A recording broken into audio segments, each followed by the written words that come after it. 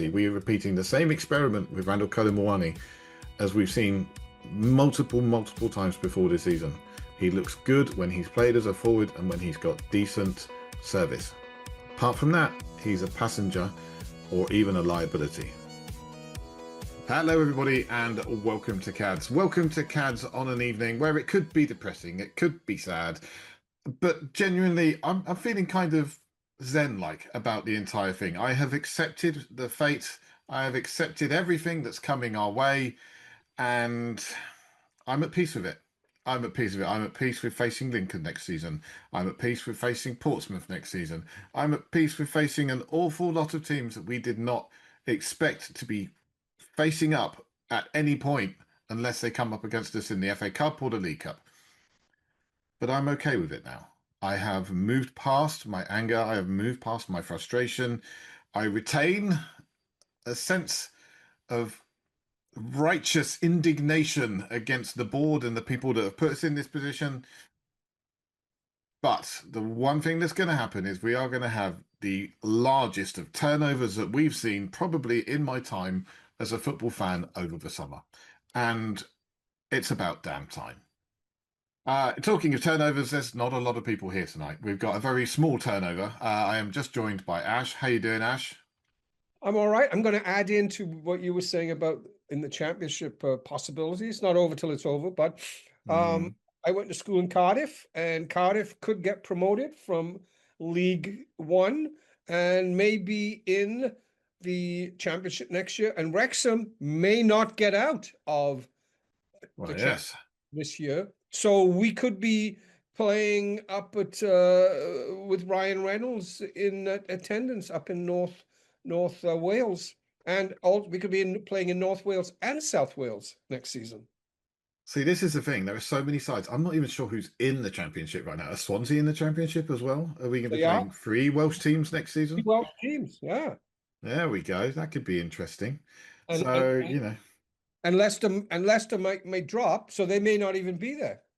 Leicester, by the looks of it, are probably going to drop. But I mean, as someone that lived in the valleys myself, not really in the valleys, I lived over on the west coast of Wales. But I have a little bit of a fondness for some of these sides.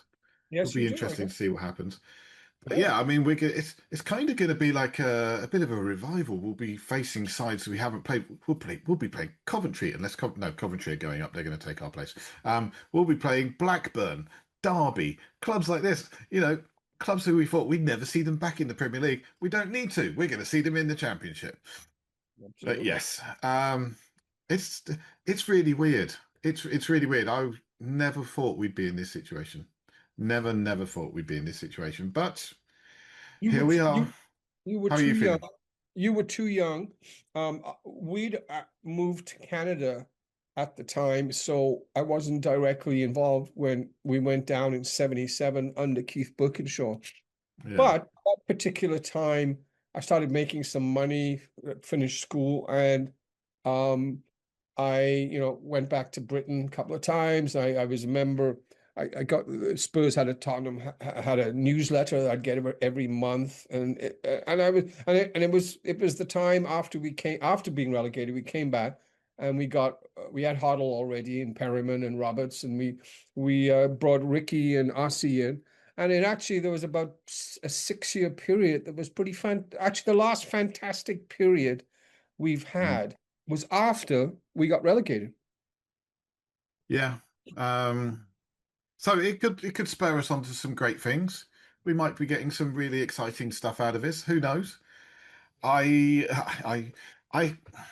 Part of me thinks this club needs a major reset. Okay. Yeah. And part of that means you've got to get rid of some players who it's going to hurt to see them go.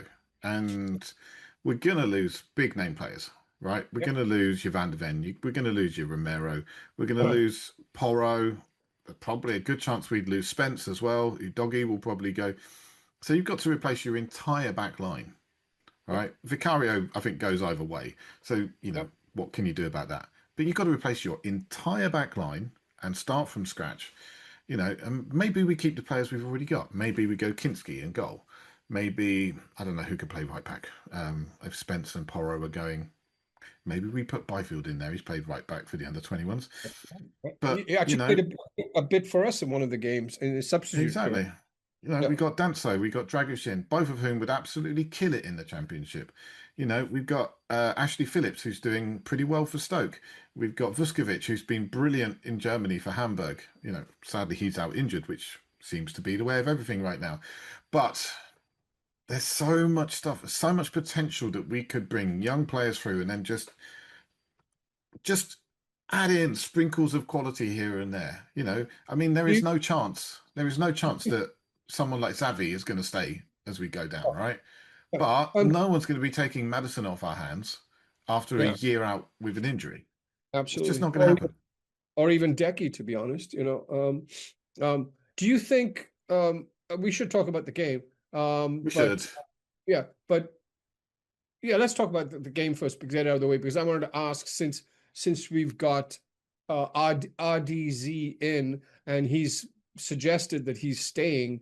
In a few minutes, let's talk about him being in charge of this reset. And I'm sure he thought about it and going, okay, that's a possibility. So, Yeah. I mean, I think everybody who's listened to this knows how I feel about Roberto De Zerbi. I'm not impressed. I think bringing in someone who's an apologist for domestic abuse, an apologist for rape, someone who's signed more than one player who has a history of violence against women, for me, those are no-goes. Those are not things that you accept. I don't want that in my Tottenham manager. I've always felt that Tottenham should try and portray the things that you as a supporter should actually encourage and embody, right? And to have someone like Roberto De Zerbi, who has made positive statements about people who have been accused of domestic abuse, I think is very, very difficult for me to stomach. So I am going to try and keep any criticism I have of him strictly related to the football. You already just did. I'm stating my case. I am stating my case. I have refused to make any comment about it because, first of all, I don't know what happened, and I deal in my life here where it actually happened in my own family, and I go, I'm just going to shut my mouth, and because I deal with celebrities, and I don't really care what celebrities do. I just want them to talk about their project and give me the information. There's a lot in sports here in America. There's a lot of domestic abuse and violence that goes on. I hate it. Yep. I stand up always for women's rights, always, always, always. But I sort of separate that from my life, and I haven't responded to any. So I'm giving him a clean slate, and let's move forward. He's going to be our manager, and let's see what he can do with our players. So yeah, as I say, I think we have just 1 second. We have in the White House a convicted felon. No. Let's not take it political because No. that gets very bad. This is in. Let me finish. This is in the ether, where we have things like this in our lives. A convicted felon, a known associated of a convicted pedophile. These things are in our life. And you know what, Stu? We'd be naive to think this is horribly for human nature. Jonathan Swift wrote about this. The vilest, most pernicious race to ever inhabit the earth, human beings. Oh yeah. This is always going on, and there's a degree of sanctimoniousness about this situation, and I haven't read anything about it. What even happened? Because I didn't even know about it from before. So anyway, let's not talk about it. He is our manager. Let's talk about. Do you think he made any? What do you think about his lineup on the weekend? Before we go there, I would just like to state, I think people know my feelings on him. I think people know my opinions of him. I don't want him as Tottenham manager, but I am going to temper my criticism to his acts as a manager, not his acts off the pitch. There you So go. that's how I feel. That's how I feel. This is the best way that I can go forward because I could come back every single week and talk about being unhappy with Roberto De Zerbi, and I will save that for my social media posts.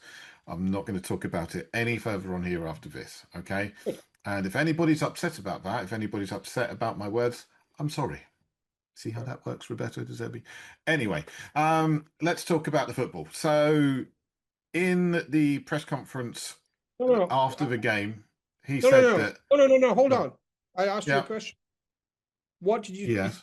before dealing with after the game? What about before the game? What did you Okay. think of his lineup for the game? I felt that we once again should have been playing Xavi Simmons, but everybody knows I'm a Xavi Simmons fan. That What there do are you think good he reasons has? for that. Why do you Right? think that none of the managers are playing him? Right. And look at our results under all three of the managers so far. Right? Xavi Simmons has been responsible for more forward passes in our team than any other player, despite having played considerably fewer minutes than significant numbers of them. What's he doing? What's he doing in training that pisses them off? I don't know. I don't know. But the way we look as a side with him in it is better than we look as a side without him in it. We But look Stu, more but dangerous. looking We look logically, like what is he not doing that these managers are not picking him? What is he not doing, or what is he doing that pisses them off that they don't start him? Because I agree with you, you know.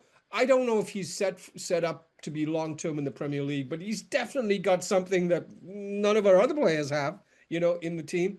So what is he doing that's just not he's who was it? Who was it? Pochettino said, we pay you to train and to yeah, train well. Didn't Pochettino said that? It was a yeah. very interesting observation. Pochettino said we don't sign players to play, we sign them to train. Exactly. Yeah. Exactly. So is he not training? There's a narrative around him. He's apparently got his own team. He's got his own team of trainers. He's got his own dietitian. He's got his own physio. He's got a team of people around him, and there's a narrative that says he listens to those people more than the people at the club, or Okay, so that's what's he been said at other clubs, okay. right? Whether that's the truth, whether that's something that's been repeated during his time at Tottenham, I don't know. Okay. But you don't spend 50 odd million pounds on Well, a playmaker who's designed to actually knit the side together and then not play him and then complain about not being able to play the ball forward when the very guy who you've got, you bring him on for 5 minutes at the end of the match. yeah, exactly. All right. Anyway, so the lineup so him, anybody else? But I think Tell should have played unless there's a damn fine reason. He was injured in the last match, but he didn't go on international duty with France or the under 21s. So he should have been back in that side for me. Uh-huh. You know, Playing Randall Colomwani as a winger, we've seen that so many times this year. It just doesn't work. Doesn't work. So why are you going to try it again? Hey, maybe it'll work this time. It's that Einstein theory. Yeah. What is that? What was it? Repeating the same experiment and expecting different results is a definition of insanity. We are repeating the same experiment with Randall Colomwani as we've seen multiple times before this season. He looks good when he's played as a forward and when he's got decent service. Apart from that, he's a passenger or even a liability. Yeah, yeah, Yeah. I agree. I actually thought Richarlison put in a real shift. I actually thought on the left he put in a shift. Yes, I would like to have seen Tell there. Hmm. Um, Maybe in a 4-4-2 with Tell on the left flank and maybe even Richie and Solanke up there actually as two strikers up there 4-4-2. And then Tell on the and by the way, Bergvall, here's another thing. Bergvall, I think De Zerbi likes him because one of the first training sessions, he put his arm around him twice. Yeah. And Bergvall played as number 10. And maybe he says, okay, this is where we're going to play you, and you got to show it. Has he ever played? Was he? I mean, he was great before he came to us playing against obviously younger players. I would Hmm. love to see that guy again. Love to see. When he was playing in Sweden, he was playing as a number 10, but he also played as a 6 and an 8. I Okay. think he's played number 10 for us as well on a couple of occasions. Uh, I'm a huge Bergvall fan. Huge Bergvall fan. I'm a huge, Archie Gray fan. I want them Yep. both in the side, but I want them playing next to each other, not split up. Yeah. So Um, That was another You thing know, there. What was Gallagher doing there? He's shown nothing not so a far. lot. Absolutely not a lot. He did have one of the best crosses of the game from the Tottenham side, but I mean that was going down the right side, and he did that maybe twice. But apart from that, he was absolutely abysmal. I thought he was really poor for their goal. Really, really poor for their goal. So, you know, how far you're going to let this guy continue to play the way he is and still include him in the starting 11, I don't know. It was very, very poor for me. So we So, get rid of a right winger, and then we lose a right winger the next day, and then we buy a center midfielder who and a left can't. back. Yeah, Yeah. No, exactly. Yeah, I don't which have an issue with I don't have a particular issue with selling Brennan Johnson. Right, Brennan Johnson did not fit the way that the Thomas majority Frank, of he's gone. not not just Thomas Frank, but the majority of Premier League managers do not want to play with a winger that is so one-dimensional. Yeah, well, Right, Ange did. he is extremely one. Yeah, Ange Ange did, did because Ange wanted and someone attacking the back post from and he wide, scored and he and it was scored 18 perfect. goals and our top Not scorer. So arguing that, not arguing that. But what worked under Ange does not automatically mean it's going to work under another manager. It wouldn't well, work under Roberto De it was Zerbi. under It wouldn't have worked under Thomas Tudor. Frank, under Thomas Frank that we sold him, and Hmm. Frank didn't rate him, didn't rate Xavi either, you know. So once again, it does speak to what you had earlier said, that it's Yeah. really the mismanagement from up there that is filtered down, and it's all these horrible, horrible choices, you know. And the other thing is, we've been complaining, like us, literally us, as a fan base, have been complaining about being very poor at selling players, right? And not selling players early in the window because we're hoping that a better offer will come later on when Sure, we could take that money and go and do some sure, business. All right. So sure. we did, based on that, we did exactly the right thing Yep. with Brennan Johnson. We moved him out early. We got the money Brennan, in. We had an Brennan. opportunity to do something. We got Yeah. absolutely screwed over by Kudus getting hurt, Yep. right? And not having anyone back up because our backup is Kulusevski, who, you know, we have not seen this season and probably won't see this season. Um, and we should have gone and taken that money and actually invested in someone who could actually fill in and do the job. But we didn't. And that's where the problem is, right? You do half the job, you move someone out, you bring the money in to do something, but you don't go ahead and bring someone in to fill in that problem position. So You that know, must have. that just I doesn't don't know work. who. Yeah, I don't know whose decision it was Frank's or Vinay or Langer. They were sitting there and they looked so not only miserable but so devoid of any passion or whatever. Yeah. Those guys up in the executive seats, you know. To, just just to give you, I'm sorry, I've done a little bit of research. There's a site called Also Spurs. We may actually only lose 100 million next season. 100 million meaning in terms of less revenue than this season, because we're still going to make revenue off our non-footballing thing. We're going to get parachute payments. We're going to be selling these players, and we're going to be making money off these players. Some big money for some of these players, you know. Um, um, so I don't know what my thought was there. I kind of lost it. Yeah, exactly. There's just so much going on. Um, these guys, they at the top have to go, and I don't think it's going to change. You know what? Didn't Mr. Levy said something like, I think they're going to miss me when I'm gone. Yeah, he did. Something I like get. that. I mean, somebody on the forum today said this is Daniel Levy's fault. This is his legacy. Was it on the? Or it might have been in our WhatsApp group. I think it was in our. I think Charlie said this is Daniel Levy's legacy. What he's done is he built a system that was so reliant on him that the moment he leaves, everything falls apart. And there is a lot of truth to that. Okay, Sure. a good executive at a business, a good sized business. You're talking about £1 billion business, right?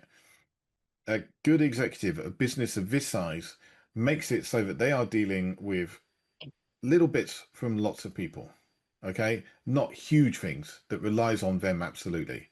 Right? They should be able to go and have a week's holiday or a month's holiday or a year's holiday or drop off the face of the earth without the entire business crumbling around them.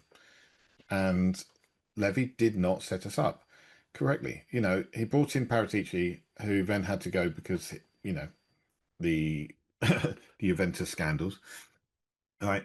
He brought in Langer, who did a reasonable job bringing people like John Duran at Aston Villa, right, and players like him. And I think that's why he wanted him at the club, to bring through those young talents and identify them and bring them to the club. And let's make sure that we're getting in there before the big clubs do. And that just didn't work either, right? But instead of getting rid of him, he actually promoted him. It's like the Peter principle. You promote someone to the point where they're completely incompetent, right? And we've achieved that. We have achieved that with Johan Langer. We promoted him beyond his level of competency, right? Yeah. So Yeah. the reality is he's going to go in the summer.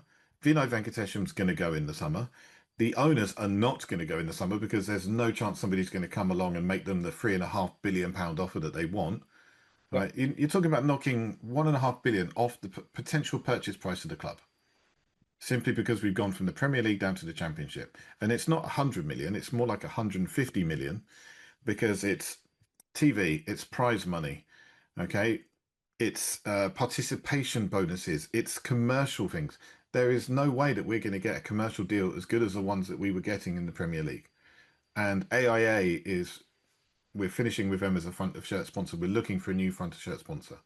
All right, we're going to get a smaller deal because of that. We're still trying to get that naming rights deal with the stadium. We're not going to get that either. No, So look, I all remember of these things, that money's going to get, it's going to hurt.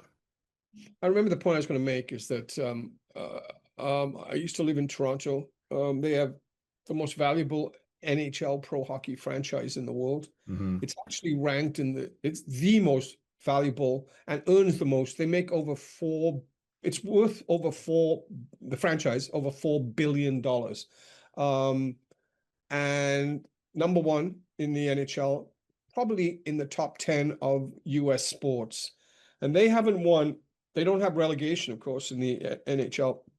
They haven't won a Stanley Cup since 1967, and they are sold out all the time.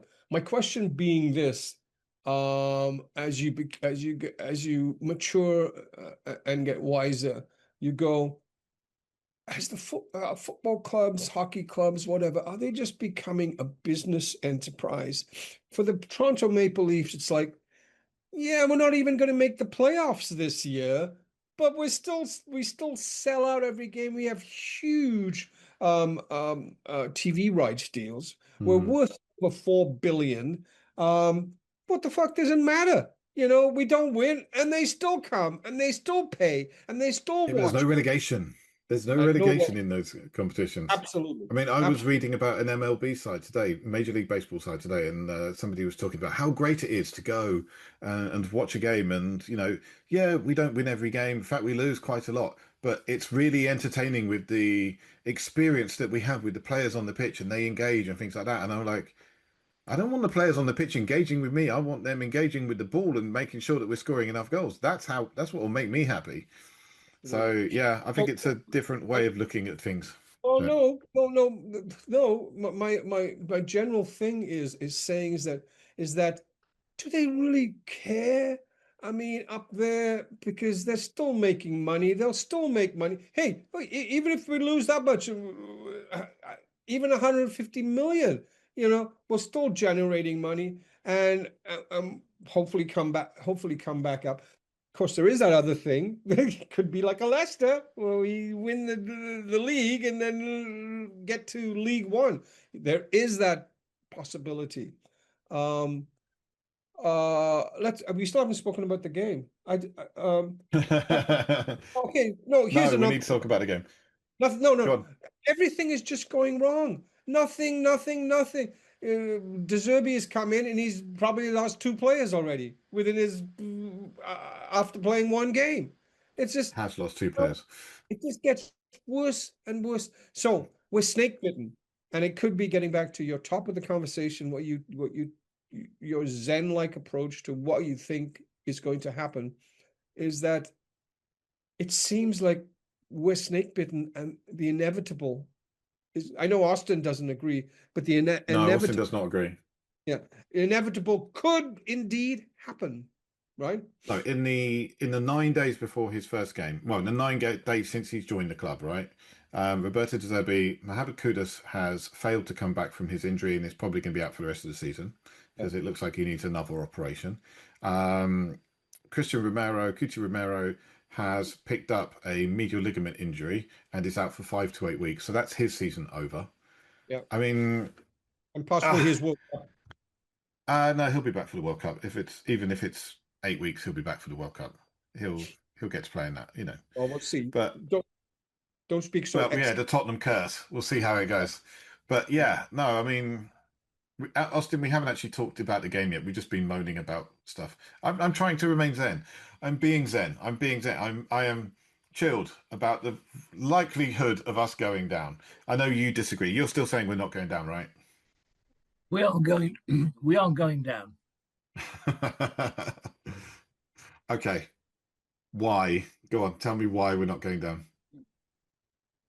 because we'll win a couple of games and we'll stay up by the skin of our teeth. Yeah, every side we should have beaten in this year, We lose like in against. 2026, we've lost against, apart from Burnley, who we drew against. So we haven't won since, I think, December. It's been over 100 days since we've won a game in the Premier League. I know. So yeah, not easy. But let's talk about the game. Right, so you've heard my criticism of Roberto De Zerbi. I think he was blameless in us losing this match. I don't think you can point to what happened and say that's down to him. We were beaten by an absolutely massive deflection. I thought Kinski did a reasonably good job up until then. I mean, he did have one slip, but that's just one. We can accept one. But yeah, that was fun. Let's say I think we saw some improvement, but I would argue that we've actually started to see some improvement under Igor Tudor as well before that Nottingham Forest game. We went into that Nottingham Forest game feeling very chipper. We just come off the back of two good results, two good halves of football at least, and we were feeling that things were on the way up. And I still think we carried a bit of that momentum into the start of this game. First 15 minutes or so, we looked very good. We had one very good chance through Richarlison, which he fluffed. He just gently passed it back to the goalkeeper. He did similar later on in the match as well. We had chances. We did not create many good chances. I think we created 3 decent chances in the entire match. 2 of them went to Richarlison, both of which he flubbed. And the third one was Solanke, which I thought Solanke did very well to get anything on it. It was a quick reaction opportunity, and he took the chance as best he could, and it was a decent save.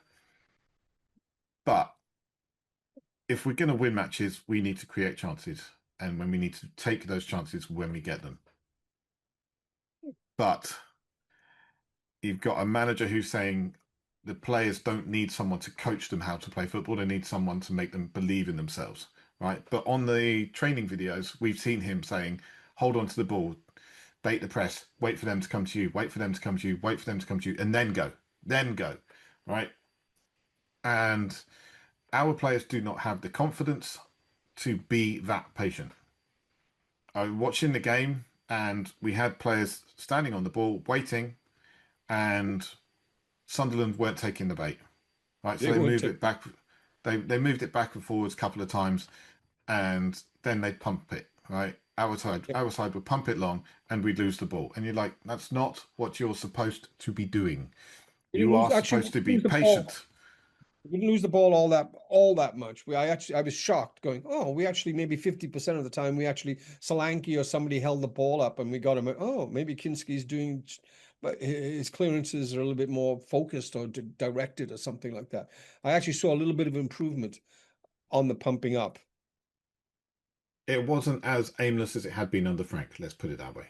Right. Yeah. Yeah. So I don't think we did enough to win that game, but equally, and I don't think this is controversial, I think it's impossible to win a game when you're 11 players playing against 12, because Yeah. that referee was absolutely diabolical. Yeah. Right. Absolutely. Let's talk very quickly about the penalty decision. It wasn't a penalty. Okay. wasn't. I never felt it was a penalty. I don't think that Kalimwani felt it was a penalty. Apparently, he was calling for the corner. Right. So, how do you give a penalty? Go back and look at it on VAR, and the VAR saying, "Oh no, you should go and look at that because you've made a mistake." And how many times have we had something similar happen to us this season where there's been an obvious mistake and it's not been called back? Yep. Right. And Yep. how many times have we been screwed over by decisions exactly like that? And we got screwed over again because that ball went out to play when the referee made his decision, right? And if it wasn't a penalty, it should have been a damn corner. And instead, they got a free drop ball to the goalkeeper. It just makes no sense to me. And then you can see later on through the game, right? Brobby flew into a tackle on Romero, nothing. Yeah. Right. He should have 3 yellow cards. Romero did pretty much exactly the same tackle later on Brobby, and he got a yellow card. Yeah. Okay. Our players are not ref the same as their players. And potentially our players are too nice. They don't make enough of it. They don't complain. They don't make enough of an actual point of saying, no, hang on, this is not the way this is supposed to work. All right. And that bugs me. Brobby elbowed Porro in the face. Yep. Right. That's dangerous play. That should be a red card. Yep. Okay. And then the infamous push. Right. Romero is shepherding the ball back to the goalkeeper. Brobby sees the goalkeeper. Brobby sees Romero, puts 2 hands on his back and pushes Romero into the goalkeeper, causing Romero to do his knee, and he's now out for the rest of the season, and causing a head injury, maybe a light one, but still a head injury to our goalkeeper. And it wasn't even called as a foul. Yep. And how does VAR not look at that and say, well, hang on a second, that is dangerous play? Because he put 2 hands on his back and he pushed one player into the other at speed. That is the very definition of dangerous play. Yeah. And it wasn't that long ago that we had a referee tell us that 2 hands in the back is always a push in the box and it's always a foul. He should have gone. He should have gone. Totally agree. Absolutely should have gone. Totally agree with everything you say. I'm going to take this to another level. I think there's a narrative going on, and being a journalist, I can see the narrative. Do you remember when Leicester won the Premier League? Everybody wanted Leicester to win, not us. We were chasing them. Everyone, because you know why? Better story. It is, if you, from a neutral's perspective, it was a better story. You know, it is not a better story. It was a great story. Maybe say that, not a better story, but a great story. You know, Yeah. I think there's a narrative this year, and I think the media, and I think the Premier League, perhaps the referees, the pundits, they're all buying into it. Tottenham going down will be a huge story, and I think they're loving it. They want a good story. There's an element of British philosophy of wanting to take down the mighty, the big guys, a top 10 world revenue company, Tottenham Hotspur, who won the Europa last May with a team full of internationals. What a great story. The mighty have fallen. Let's take down Tottenham Hotspur. And I'm feeling kind of zen about it because it just seems just like the Leicester thing all season. They wanted Leicester to win. You know, the refs, the fans, the pundits, the media. And I think there's an element going, ooh, wouldn't it be something if big old Tottenham, the London team, what do they say in Lock, Stock, Two Smoking Barrels? Those northern pikeys and those southern wankers, you know, I don't know what you guys think about that. I think there might be a narrative there, and they're all sort of feeding into it. Nah, don't give them a break. Nah, Let's not. I think, yeah, it makes a great story for the press. And I don't think it's being talked about in the same way as it was talked about when it was Newcastle in that position, or West Ham, or Nottingham Forest, or Aston Sure. Villa. When, I mean, those are all big clubs, right? And Sure. when they went down, it was like, oh, it's a real shame that we're losing these big clubs from the Premier League. Sure. Right. And with us, it's like, oh, it'll be funny, wouldn't it? Wouldn't it be great? Wouldn't it be a laugh? They deserve it. Yeah. And to a point, they're right. I've Yeah. often looked at things and I said, clubs that are run extremely badly should go down. Right? They don't deserve to stay up. And Like us. like us and our side, we are right at the moment, we are an incredibly badly run club. Yep. Right. Yep. We have no advocacy from our management for the players or for the team. Okay. You don't hear them come out and say, no, this, that refereeing decision was terrible. Yeah. Things have gone against us, making complaints, pushing back on anything, right? We've seen it from Wolves this year. We've seen it from other sides. Other sides have pushed back, right? And at least made some kind of statement. But us, we're too nice. We just won't say anything. It's okay. Right. Absolutely. But yeah, I mean, it's a circus. It's a nut house at Tottenham. And frankly, clubs that are run like a circus deserve to go down.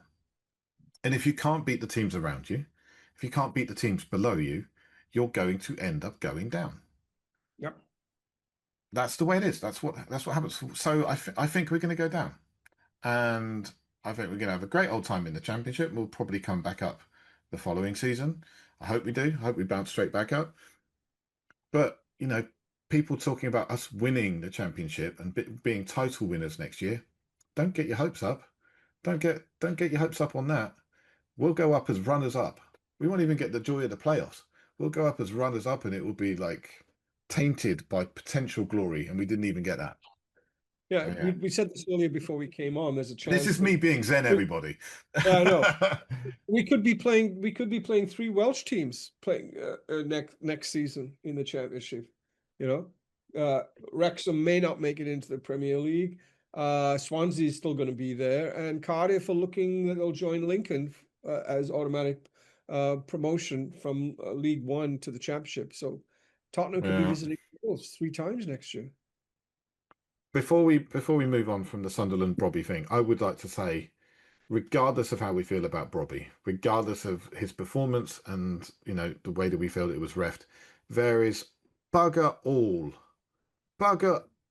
all excuse for the way that he's been treated on social media today. There has been racism stuff directed at him, and I'm sorry, Spurs fans should not be getting involved in that. Yeah, right? I don't know. Us losing that game is not down to Brobby. Us being in our current position is not down to Brobby. It's down to our own failings. It's not down to him.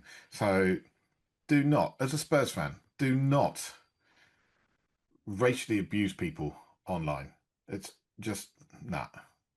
As a human, not as a He's a Spurs human fan, being just as a human. doing a job.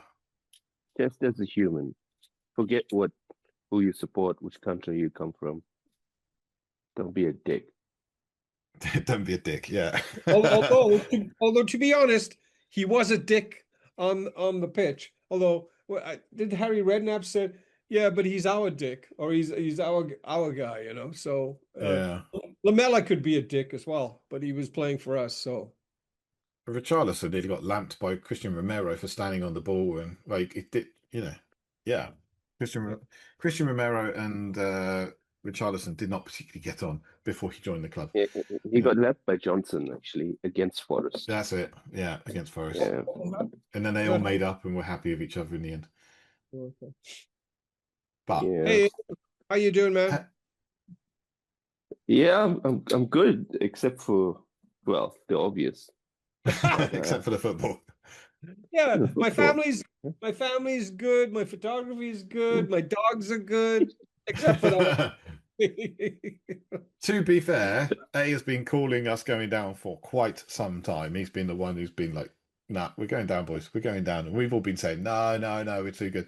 I've come around to your way of thinking, mate. We're going down. We're going down. Yeah, the momentum's there, and I don't think momentum's a killer. Yeah, the momentum. We're in a death spiral. We are in a death spiral, and West Ham is showing the kind of momentum that gets sides out of trouble. It's Yeah. just the way it is. The only It's just thing the way I it think is. could save us is Leeds. Yeah. If Leeds lose every one of their games, that's They're the playing only today, thing. right? They're Playing playing tonight, Man yeah. Playing United. Yeah. Playing now, I think. Playing now. Yeah. What's the score? Oh, let's have a look. You keep talking while I have a look. Oh no, there we go. That's it. Yeah, we're down, boys. Leeds double the lead against Manchester United. Half time and they're 2-0 up. Like, boys, this is terrible. Wow. There's only one thing. There is only one thing that can save us, as far as I can see, and that's Manchester City getting docked an absolutely ridiculous number of points for their financial impropriety. So that's the only fate we're Yeah. getting out of this. We're going to get out of this on the technicality, but we're not. We're not going to get out of this. They wouldn't do that to Manchester City. We're going down. Yeah. Yeah. At the We're going moment, we're going down because Yeah. yeah. Well, the table doesn't lie, but I mean, if you just look at we need other people to lose, and we've actually got to win more points than the opposition by three now, 3 points or something. Yeah. 2 points gets us back on level terms, and we've got a better goal difference.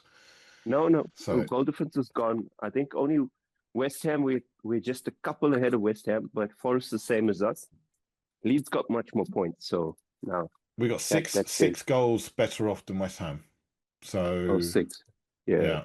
But I really? mean, like, Yeah. Really? Ooh. Yeah, we're -11, they're -17. yeah, I don't think that's going to matter, though. They look like picking up points and we don't. Yeah. No, but- I mean, we are Yeah, yeah. statistically we are the worst side in the Premier League in 2026. Yeah, but yeah, I'm sure you guys have discussed the game. I'm sorry I'm late, but We didn't talk about it much. it was just a couple of things go your way and it would have been different.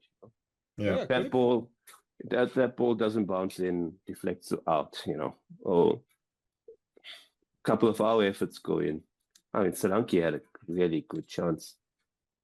There were quite a few good chances, and yeah, next thing, that's different. So I think like the challenge for De Zerbi is to change that luck. It almost feels like luck. It feels like they need a bit of luck. Yeah. Like even not getting a penalty would have been a little bit of luck, even if you don't think it was a penalty. Hey, just getting a penalty for the whole season would be a little bit of luck. Look, one of it two wasn't a sides in the Premier penalty, League but this like, season not to get a penalty. Yeah. But once it was given, there was no reason to overturn it. Yeah. It was for me. It wasn't a penalty. It wasn't a penalty. In that instance, the right decision was was made. The fact it was given. Yeah. Yes. Yes, perfectly fair. But we've always been told in these situations that, but we couldn't overturn it. Yeah. Right? VAR backs the referee's decision. Right. Yeah. Guess what? There was no reason.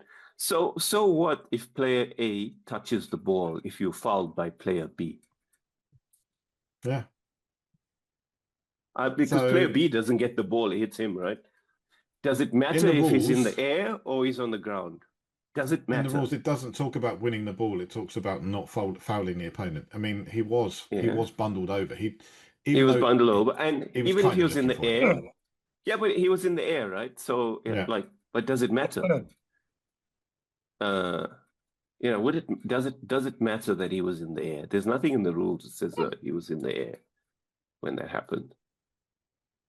No, I mean, for me, it was a bad call to give the penalty, and the worst call was not giving us a corner after they've reversed the decision, because it should have been a corner to us. And once again, anybody knows what happened to Romero? Medial ligament damage. He's out for 5 to 8 weeks, so his season's done. He's done. And he might, if he heals really quickly, he might get back for the Everton game, but he won't be. No, he needs to just stay out. Yeah. Yeah. So it's going to be Danso and Van der Ven for the rest of the season, unless Van der Ven will probably get the captaincy now, so that will probably mean a red card at some point in the next couple of weeks. So he'll be out, and then we're going to have Van der Ven and Dragishin back. That'll be good. But that decision to keep Robbie on the field. Yeah, it's just even they talk about player safety a lot. Right. Yeah, yes. you get somebody pushing a player while they're running into somebody whose head is at this guy's knee height. He sees him coming out. Yep. Intent to do damage. And It was nothing. it was the very epitome of dangerous play. Like, It was. absolutely dangerous play. There is no way that should have been given. Should have been just allowed to go. He wasn't even. Not even a foul was given on that. They didn't even look at it. Yeah, that was a red card and a ban. And I don't know if you saw the refs part on Sky Sports today. They had the refs, a retired referee, and he was like, "Oh, if the goalkeeper hadn't been there, then it's just a little push, right? Nothing bad would have happened. But obviously with the goalkeeper being there and the collision, that makes it a worse thing, and it looks like a worse foul. So but if the goalkeeper hadn't been there, then it would have just been a push." I was like, no, that's not the answer. You can't just keep saying if the goalkeeper hadn't been there. That's like saying if my auntie had balls, she'd be my uncle, right? The goalkeeper was or there, if you therefore had balls, pushing him. You'd be a referee. You'd be a man. If they should have said that to the referee. There you go. Referees don't have. Yes. Yeah. No, it seemed like there's a whole load of mental gymnastics around trying to justify not giving that call. And it just seemed nuts to me that they would allow it to go. And they did. They just allowed it to go. You missed my little rant about that. I think just like in 2015 when Leicester were everyone's favorite to win over us, there was a narrative. Hey, the 1,000-to-1, 1,000-to-1 underdogs. Much better story. I think my thinking being a journalist is that if I was a neutral, I'd go, you know what? That's a great story. The reigning champions of the Europa and a top 10 revenue earning club, the mighty Tottenham Hotspur, are actually going to be playing in Lincoln and Cardiff, possibly Cardiff and Swansea. Blackburn and Stoke. Yeah. Mm. And it's such a great story that I think people, that's what I was saying, are feeding into it, and it's just like it's almost as if the refs are going, yeah, okay, I'm not gonna, it's people buy into narratives, even if they're not told or bribed or whatever. Well, I told you, like, if I was Spurs right now, that dressing room for the opposition, they wouldn't be hot water for a week. There you go. Yeah, referees. Pay the fine. Fuck them. Pay the fine. Yeah. No, that shit happens. It's a new stadium. We don't know how everything works. Pay the fine. Cold, freezing over winter. Yeah, player got injured because they're cold. Fuck, they should have warmed up. We need to make this place inhospitable for everybody, including the freaking referees. Take away their water, take away their niceties. You want to come to our place and then treat us like shit? Or you want to treat us like shit, then forget the nicest stadium in the world, making you feel like you're in the hotel, only for you to go out there and screw us. Yeah. Agreed. Make it inhospitable for them. Make them leave through the south stand. Referees must exit through the south stand. Just advocate. We should see our senior management advocating for fair treatment. I'm not asking for preferential treatment. I'm just asking for fair treatment. We have seen our players getting fouls given against them for pushing someone in the back or just putting two hands on their back. Right, and then we've seen exactly the same thing happen to us in different ways. It's not even called a push. All right. Yeah. On 2 occasions now, our players have been pushed, and no, not a push.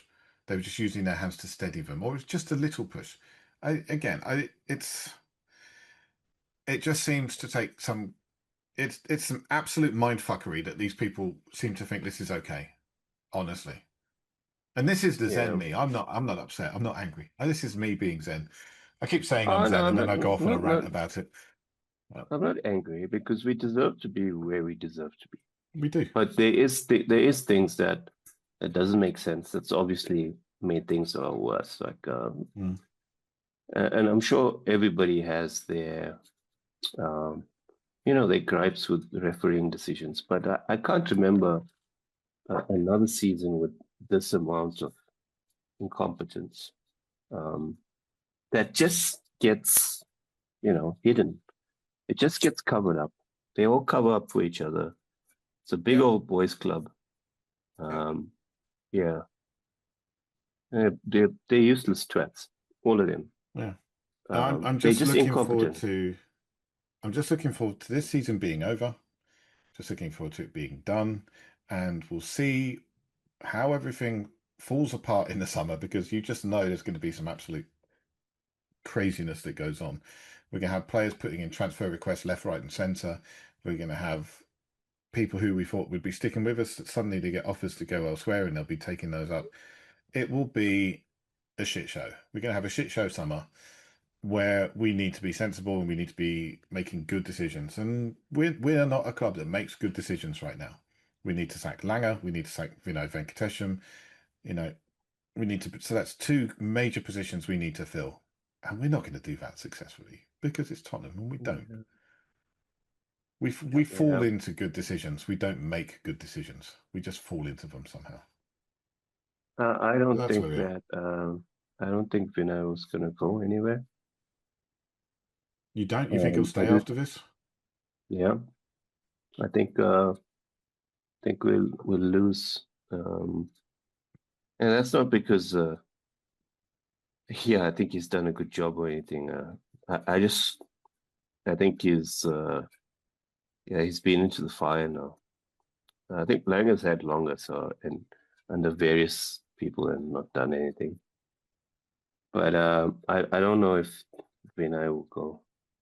I think he'll know what he has to deal with now.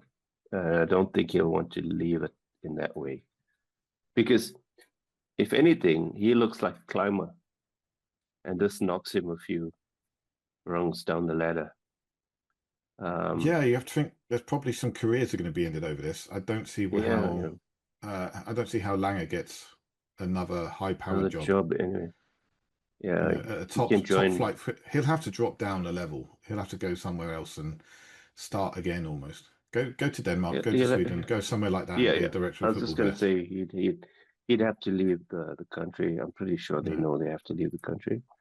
But it's tough at the moment. But we can only go into each game with positivity, and like I said, all you need is a little bit of luck, or you need somebody to have a brain fart on one day in the opposition.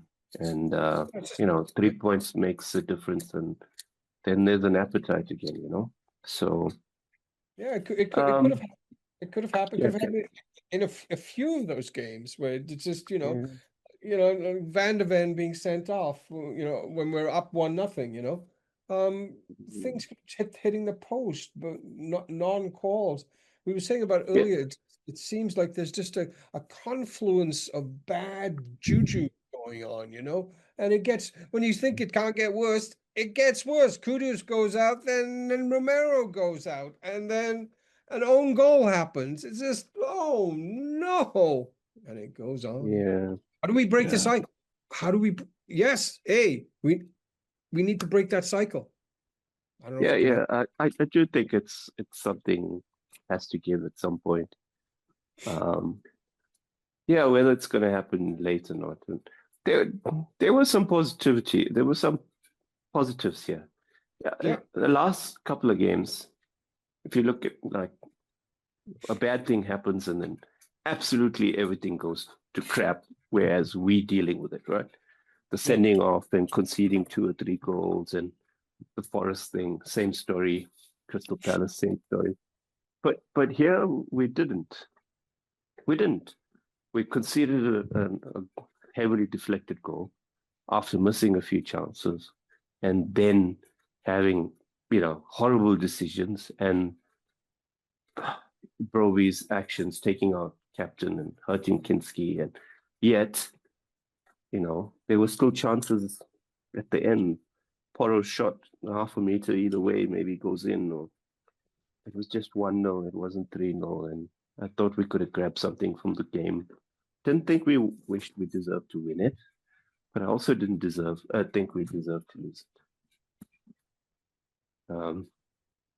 I think you want to win games, you have to make chances that are scoreable, and we just didn't make enough of them. So Well, we had a few, right? We had a few. we had 3 chances, but we fluffed our lines on each and every single opportunity. Yeah. Apart But from the that's Solanke, what I people mean, going on yeah. about Solanke, I thought that was harsh. Right. But I Oh, didn't the think he had a Solanke great one, game yeah. either. Yeah. I thought he was completely isolated, but I think those are the chances that when you're going for a league or you're trying to survive in the league, that's the sort of chances that you need to bury, right? Yeah. Exactly. So there we go. On big move, Brighton Hove Albion next weekend. Yeah.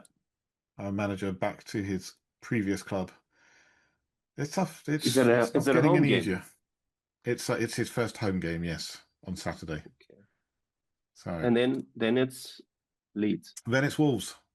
And Wolves, okay. I'll be honest, I can't even see us beating Wolves right now.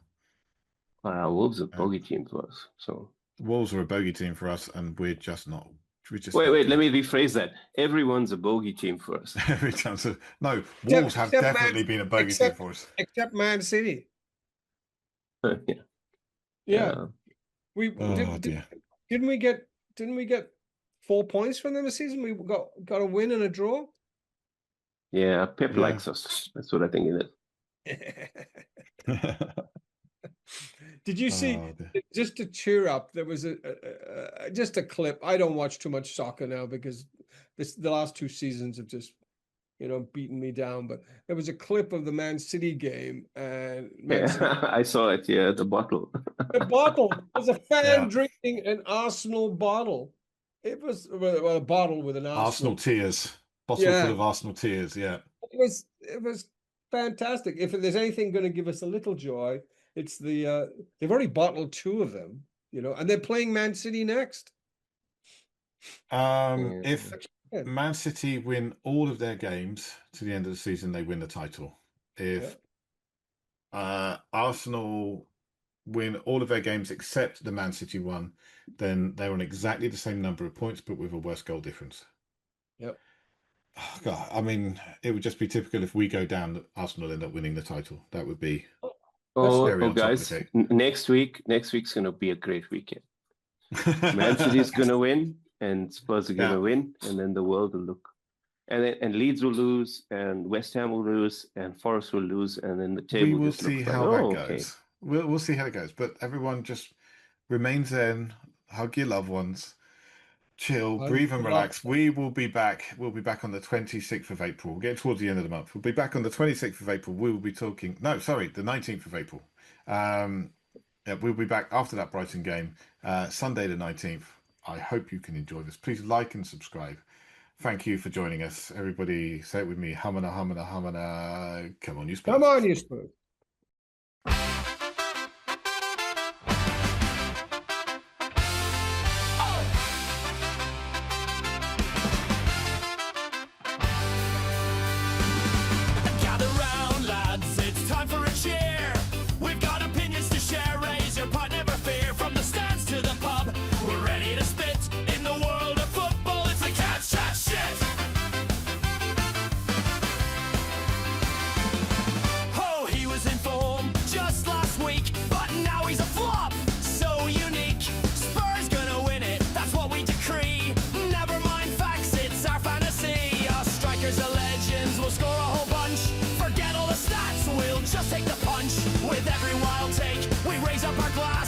Pundits just chuckle, ignore them alas. The CADS chat shit.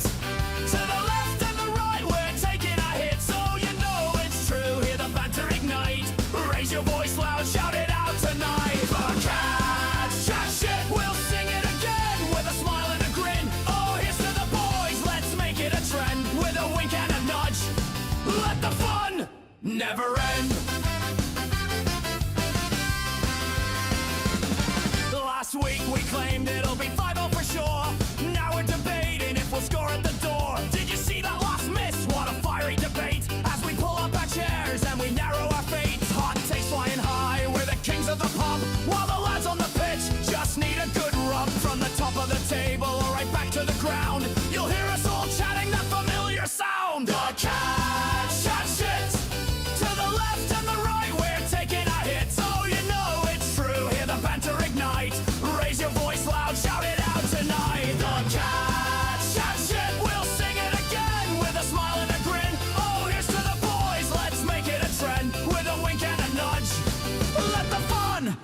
never end.